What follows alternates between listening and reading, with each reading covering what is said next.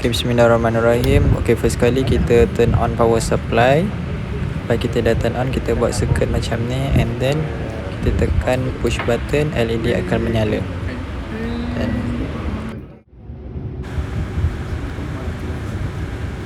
okay, first kali kita onkan power supply. Okay, dah siap on.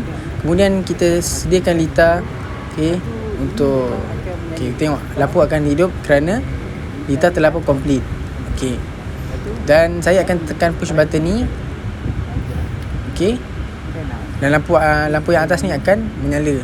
Okay, tengok tu dia menyala. Okay, saya lepaskan. Sebab apa? Sebab dia telah dia punya coil telah di-energize. Okay, saya lepaskan, dia akan kembali semula. Okay, itu saja. okay, seterusnya kita akan pergi ke lab activity 2 task A. Kita turn on power supply, and then kita buat litar macam ni. Okay, ni litar on delay. Okay, tu timer dia. Jika dia tak ada timer, jika kita on switch, maknanya LED akan terus hidup. Okay, dan jika kita push off, LED akan mati. Okay, jika kita on timer dalam 2 saat, kita push button, and then LED akan hidup dalam masa 2 saat. Okay, untuk lab activity 2B, okay, kita onkan dulu switch ni. Okay, ini ialah litar untuk timer off delay. Okay, kat sini kita ada timer untuk off delay. Okay, di mana ini sambungan. Okay, di sini kita nak bezakan. Okay, ini on delay, dan kalau dia hitam dia off delay. Okay, apa konsep dia? Konsep dia ialah, kalau off delay ni dia ketika nak lampu LED nak termati, dia akan mengambil masa. Okay, dia ada delay dia. Okay, tengok ni. Okay, contoh, letakkan pada kosong. Okay, dia akan terus mati. Okay, kita setkan kepada contoh 3 saat. Kita tekan, okay, dia akan terus on. Tetapi bila nak mati, dia akan mengambil masa selama 3 saat. 1, 2 dan 3. Dia akan mati. Alright. Okay, itu saja. Okay, untuk lab activity 3, okay, iaitu lab untuk counter. Okay, kita onkan power supply. Okay, ni litar untuk counter. Okay, di sini kita ada push button dan juga LED. Okay, contoh, saya akan tekan push button dalam tempoh beberapa kali. Okay, selama 10 kali. 1, 6, 7, 8, 9, 10. Okay, lampu LED akan menyala.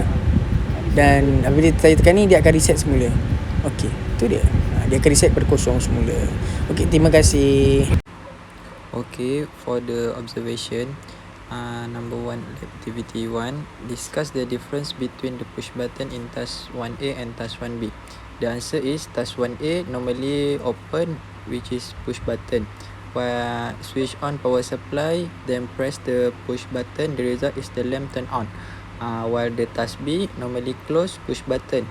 Switch on power supply, the lamp turn on without press the push button. Okay, for observation number 2, discuss the difference between the two relay contact used in task 1B. The answer is task 1A, first node is using normally open relay, while second node using normally closed relay. The result, after the press button, the lamp turn on. The task B, after press the push button, the first relay change from NO to NC, while the second relay change from C to NO. The result is, after the press the push button, first lamp turn on while second lamp is off. Okay, for the question, lab activity number 1, state the type of relay used in the relay module. Mention number of pole and throw.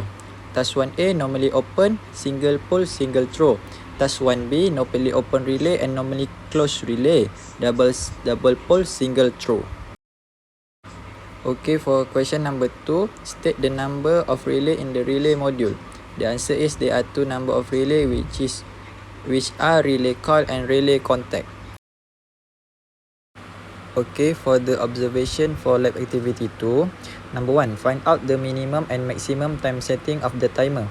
The answer is task 2A, minimum timer is 0 second, maximum timer is 10 second, while task B, minimum timer is 0 second, while maximum timer is 10 second. Both tasks is same.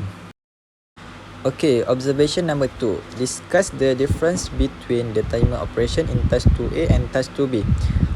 On delay timer, takes a time to lamp turn on, and the lamp turn off immediately. But of delay timer take a time to lamp turn off, but the lamp turn on immediately. Okay, we move to the question. First, state the timing function for the timer in task 2A and task 2B. Task 2A, on delay timer takes a time to lamp turn on, the lamp turn off immediately. Task 2B, of delay timer takes a time to lamp turn off, the lamp turn on immediately. Okay, the question number 2 for lab 2. If the timer connection is modified as per below, describe the operation of the circuit. Okay, first thing first, turn on the power supply. After that, press push button. The coil in R1 will energize, will supply the current to the circuit, and the relay R1 will normally close from normally open. After that, current flow to the T1, which is timer, and the lamp turn on immediately.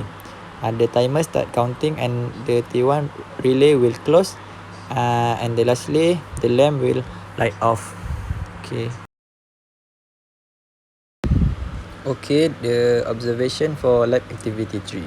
Explain PB1 and PB2 function in the circuit. Okay, push button 1, counter starter button that allow the push button to flow into the circuit. And the push button 2, the function is reset button to reset number of counter, which is reset to 0 back. Okay, the question for lab activity 3 is if the counter connection is modified as per below, describe the operation of the circuit. The answer is turn on the power supply. As we turn on the power supply, we can see that the contact here, the counter C1 has already been closed. So the bulb will light up. When we press the push button, low voltage supply will flow to the relay coil, which is R1. Okay, relay coil R1 will then energize. It will produce a magnetic field. The magnetic field causes the contact of R1 to change position from open to close.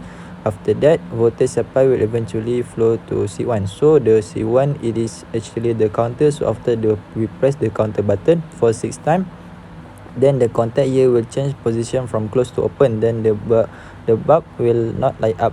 Then to reset back the counter, we push power button 2, so the bulb will light up again. Okay, I think that's all from us. Thank you for listening.